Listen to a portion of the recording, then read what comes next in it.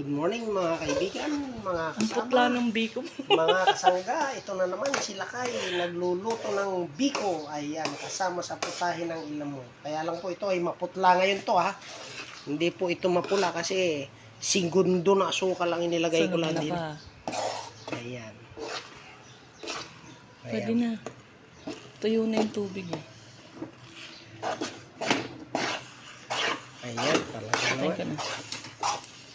Ayan, ito naman po yung adobong saluyot. Ayan talaga naman. Ayan po mga putahe ng inamo nila kay. Ayan, konting tuyo na lang ng konti. At ito naman po yung talagang tanghalian namin magsingirog. Ayan. Ito po ay sinigang na samaran, pusit, at hipon. Sinigang po yan sa kamatis. Paborito ng mga amo. Ayan. So, yan lamang po, mga gawain na magsingirog. Paluto-luto lang pag may time. Ayan. Ito naman po yung manggang pahuhutan. Ibig sabihin, ang buto po nito ay payatot. Manipis. Ito po yung suhang Davao. Ayan. Ayan. At syempre, ito ang kinakain nila kayo. Ayan. Unggoy siya. Unggoy ko minsan sila kaya.